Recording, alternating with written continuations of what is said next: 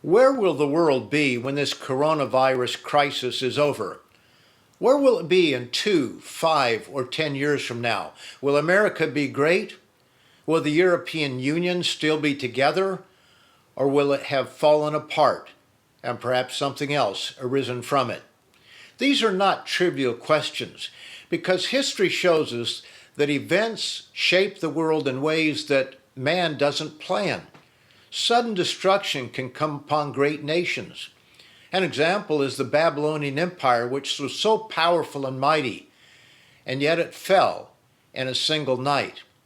The Spanish Armada seemed invincible, and yet a mighty wind blew it away. David killed Goliath and shocked the Philistine armies. Humans think that they are in control, that we are in control of our lives, and yet it is more often than not the events that control our lives. Think about 9/11. Think about Pearl Harbor. Consider hurricanes such as Katrina and how it affected a president. This coronavirus is changing our world, and we have yet to know what the full impact is going to be.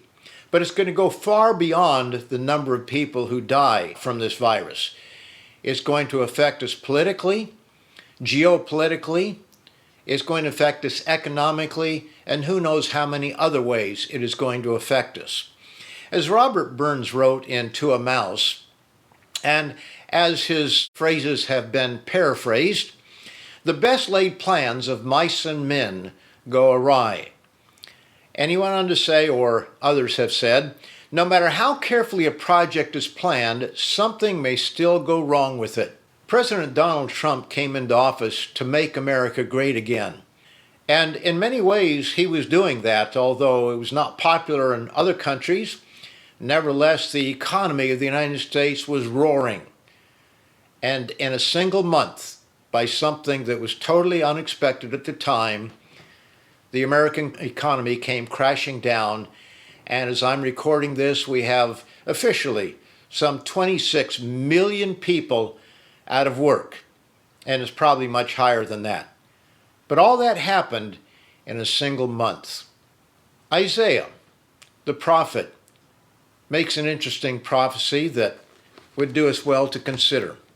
I'd like to begin reading from the 30th chapter of Isaiah and in verse 8.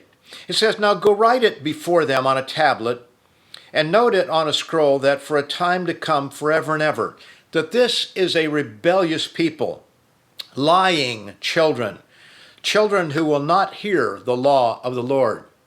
Now that pretty well describes our nations, our Western nations especially, but the world as a whole. And we're not getting any better on this. He says, who say to the seers or the prophets or the leaders, the ministers and so forth, who say to the seers, do not see, and to the prophets, do not prophesy to us right things. Speak to us smooth things, prophesy deceits. Tell us what we want to hear, not what we need to hear. Get out of the way, turn aside from the path, cause the Holy One of Israel to cease from before us. In other words, get God out of our lives in every way. We don't want to hear about him. We don't want to see him.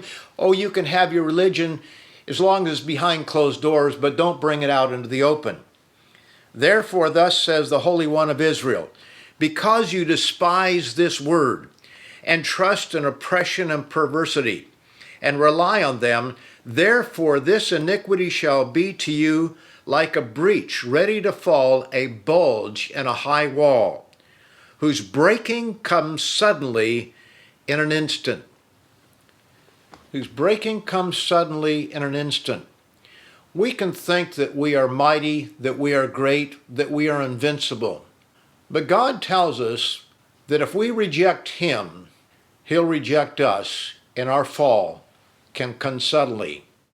Remember to subscribe to our channel so that you don't miss another one of these Tomorrow's World videos. This is Gerald Weston for Tomorrow's World, April the 24th, 2020. Have a wonderful day.